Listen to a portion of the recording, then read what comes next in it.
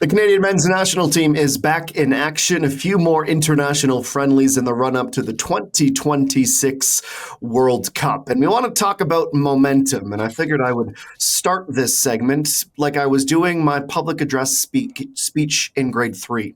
Momentum, as defined by the Merriam-Webster Dictionary, gentlemen, is a strength or force gained by motion or by a series of events. Well, when you look at the last series of events for this men's national team, they haven't scored any goals. The offense has completely disappeared. How important, Jordan Wilson, is a result against Ecuador on Thursday to get some of that momentum back? It's imperative. I mean, they need it. This side, you just mentioned it as well, but I think also at BMO, there's just so many feel-good stories and memories at that stadium in terms of early goals, dictating the tempo of the match. You're going to play Ecuador. They're a fantastic team defensively, and we'll get into that a little bit later as well. To beat them, to score first against them, could remind fans quickly of the strike force and power that this team could have. So they cannot leave BMO and the score could be nil for Canada. That can't happen. They need to make sure that they're getting on the board. They need to make sure that they're playing their football. And it will be tough to get a win, but being a dominant force and taking the lead in the match should be on the priority list as well. I don't really think it matters at all, to be honest with you. It was 2 months ago, literally 2 months ago and 3 games ago when we were kind of feeling really good about this team, the way they played against Romania and Wales. Just the last window wasn't great. You stepped up and played a better opponent in Colombia, Australia, a better opponent as well. And it's not about momentum now. It's about momentum heading into next summer, next spring. Like, we're still very much in a process of figuring things out. And this team has had extraordinary change. Like, no Alistair Johnston, no Alphonso Davies, no Moise Bombito. And the team has kind of adapted and evolved on the fly and brought in some new players. So I just think it's just about them being able to execute their identity and play how that they want to play. I do think there needs to be internal improvement within the group. I still think that they need to be better in open play. I think they still need to be able to find the right answers and the right combinations of players in order to make sure that their attack is more fluid. But none of that has anything to do with momentum. This is international football. And when you have a series of games heading into a major tournament, that's when it matters. Not in the fall. We're going to be playing, in 6 degree or 5 or 6 degree temperature on Thursday night, not in 30 degree temperature that they might be playing in next June. So I just think that they're completely opposite situations. But I do think the game is very important just in terms of, kind of righting some wrongs and just internal improvement within the group. Okay, Gareth, if I concede to you that the consequences of the result maybe aren't as important as the effort and the performance that goes into it, all building towards the World Cup in 2026. But I ask you about your level of confidence in this team to remind us more of those matches against the Romanians, against the Welsh. Where would you put that confidence level heading into tomorrow's game in Toronto? I'm confident that I'll know what to expect from this group, a team that's going to be that's going to press high, that's going to be combative, that's going to bring the requisite effort. I mean, those are kind of part of the equation that they bring to the field every game. And in terms of beating a very good side in Ecuador, that's just not where my head is at. I just think that games like this are about playing different kinds of opponents in the build-up to the World Cup. And Ecuador is a team that can kind of go toe-to-toe and play Canada the way that Canada plays other teams. They play a high pace. They're very combative. They only lost 2 games in South American qualifying just because they're a pain in the ass. Players like Caicedo in the middle of the park, like these are world-class players, and they play a style of football that I think more resembles Canada than anyone else that they played as of yet. So playing a team that looks a whole lot like yourself and playing a lot of different games ahead of the World Cup, that's going to be a bigger test. And I'm not quite sure that Canada has really played need a team like this, just in terms of what they're going to bring to the table. So this is something completely new. What we do know is Canada generally plays well at BMO Field. It was just that one solitary loss during this window, funny enough, 2 years ago when they lost to Jamaica. Other than that, this team doesn't lose in Toronto. So I'm expecting a very competitive performance, but what that result may end up being when you're playing a very tricky team like this, I'm just not quite sure I'm there yet. Yeah, okay, Jordan. enough. Go ahead, boss. No, I was setting you up. Said I want some thoughts from you. Let's go. I thought you were going to ask me a whole different question. No, I want you to weigh in. You're a confident boy. I'm still frozen from the blizzard. All right, let's be real about that. For me, my confidence factor in terms of how they're going to play, Wheels already touched on it. You know the Jesse Marsh way. You know Canada's going to play at BMO. It's been feel-good stories there for literally the past 4 years that I can remember. Could even go back further.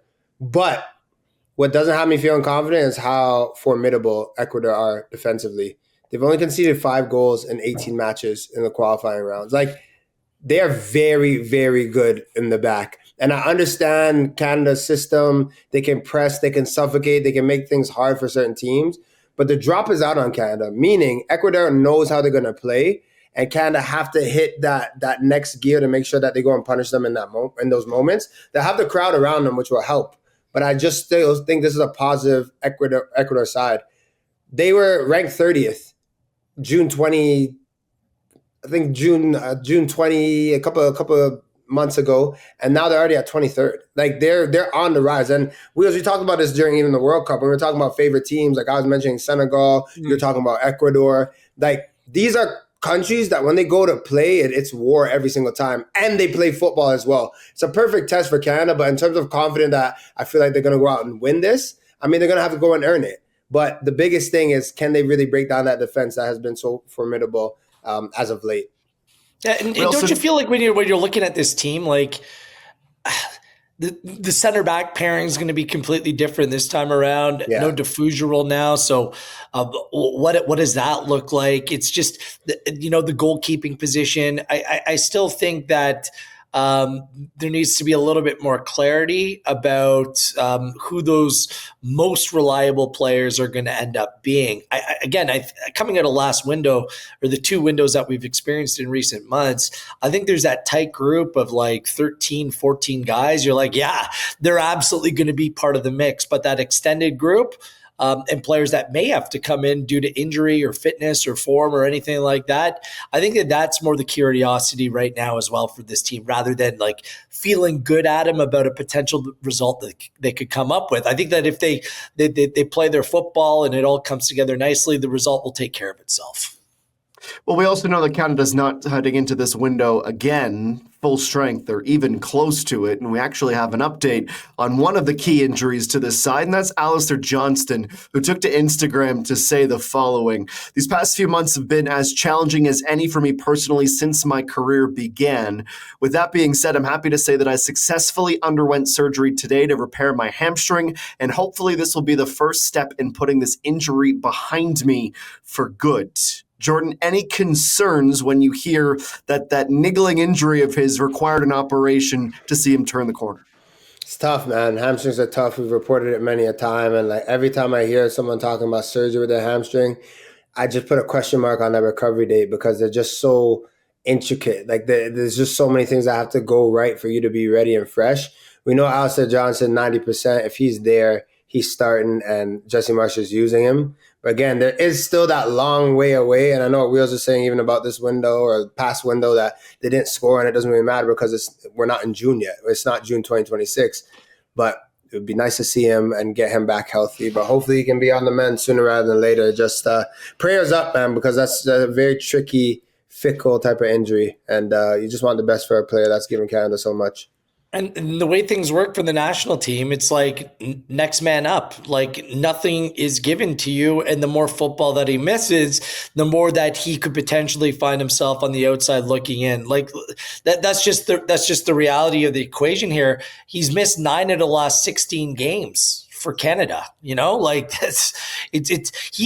he first came onto the scene over the course of that World Cup qualifying run through the World Cup, he played in every game but one. And the one game that he didn't play in, he was just rested. Since that time, he's had a number of issues and injuries, little things that have popped up. And it's really unfortunate for the player because he makes Canada better. But you can't plan to have a player when he's not there. Like, things move fast, and the team needs to adapt and evolve because of it. And let's hope that this issue is resolved. I think it was silly that he ended up coming back early from the injury in a club that, has gone on to change their manager since. It just, sometimes instability at club level means to instability elsewhere.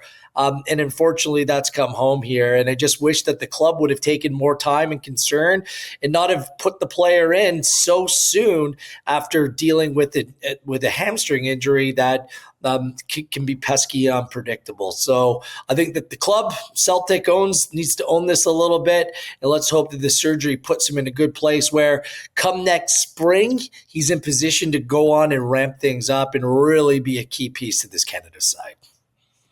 Well, this isn't the only Canadian side in action right now in world football. Our U-17s are in Qatar and have advanced to the knockout round. A wild Group K with France, Uganda, and Chile. Canada falling by 2-1 yesterday, despite Shola Jimo scoring a goal and Sergei Kozlovsky finally debuting and playing some minutes, dealing with an injury. Every single team in this group after 3 matches finished with a 1-1-1 record, and Canada are through. It's obviously a big results in terms of getting the goal differential and the tiebreakers they needed to go through. But Gareth, when you see the Young Reds getting this experience, and obviously as Canadian Premier League supporters, we're very high on Sergei Kozlovsky and Shola Jimo and what they might be able to do. But to get this big World Cup experience so early in their career, you must be watching this tournament with a smile on your face. To be honest, I haven't been able to see as much as I've wanted to, just with everything going around the crazy Canadian weekend. Premier League final, and it's just been busy times. But I've been following along with the highlights and how this team has done, and unfortunately, based upon past performances by some really good youth national teams, like some good Canadian players have come through in the past. We've never really been able to achieve very much just because of the lack of preparation or the lack of funding or the lack of familiarity or even the lack of talent in some circumstances. But to see this group come together relatively quickly, I think it's a really good thing. And it kind of shows the trajectory of where things are going, where Canada is now competitive. Look, they're not blowing anyone away.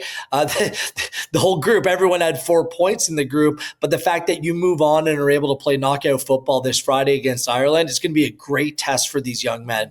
And a lot of them, whether it's, in the MLS reserve teams or playing across the world with different academies or in the Canadian Premier League, these are wonderful This is going to be a wonderful platform for these players to not just put themselves on notice, but other Canadian young players as well, and kind of give you a glimpse of what the future may have in store. So having an experience like this is absolutely invaluable. And I think that now things really get interesting. Knockout round football is a completely different animal. So let's see what this team can do. Ireland and Grady McDonald, the former Vancouver FC player, upcoming on Friday. I will be tuning into that, Adam Jenkins. I will not be missing that one. I watched a bit of when they played France, and honestly, the biggest thing that brought a smile to my face was how they looked disciplined, but they didn't look out of place. And when I'm looking at players that I knew that played for the U-17 national team or just watching this tournament the past 2 decades of my life, so I was like, yeah, there's talent, but the terms of having a team, like getting a full effort, everyone buying into what's going on, that's what's been kind of just making me excited and happy about this moment as well. And of course, you can't ignore the Kozlovsky story, and you're looking at Shola Jimo, like babyface killer Shola Jimo in terms of scoring a goal, but just how you see him in the Canadian Premier League and when things are moving fast. And you see this year, he kind of had when you have that freshman and you come in and you're that guy, you're so energetic. And then that sophomore year, you almost have to take your lumps a little bit. People know what to expect. People know you got a crazy, dangerous left foot. They don't want to get embarrassed. So they play you different. You have to fight for minutes. Seeing him play with kids at his own age internationally, you're like, okay, like there's something there. But that's what I find great is that I'm watching him week in and week out as a former York United player, seeing like the next up and coming. and he's just taking a beating sometimes, taking his lumps. Still a quality player, but a kid. But he's so different now than he was a year ago, and that's just through playing. And Wheels, Jenko, we always talk about all the time. That's what you need to get into, playing men football at a rate where a manager trusts you and you can want to experience things. Kozlowski looks like a whole different beast just because of the Atletico Ottawa experience, just because week in and week out he was dependent on to go against the Forges, to go against Calgary, to go against all the top teams in the Canadian Premier League. Now he looks the part. And I guarantee you in a year from now, too, he's going to be twice the player that he is now. Yeah, we mentioned it on the broadcast on the weekend. Adam, you were away from us in a distant snowy booth somewhere. But like the conversation that I'm looking forward to not having moving forward is this whole pathway conversation for young players, because that's what we're building here in this country. And there's not just one, there's multiple, including the road through the Canadian Premier League, that's going to put all of these players in a much better place when they go in and play in tournaments like this that they can go on and achieve. So, man, this has been a long time coming. I've been in the media for like 20 years now in this country, and we're like blue in the face talking about player pathways, yada, yada, yada. Thankfully, I just feel that conversation is finally coming to an end where we know where to go and we know where the path may lead. Canada and the Republic of Ireland will go Friday morning, 8:15 a.m. Mountain Time, 11:15 a.m. Atlantic, and what could await Canada, a heck of a bracket in the side they're in. Argentina plays Mexico, Portugal plays Belgium. Canada, should they advance, would face Switzerland or Egypt.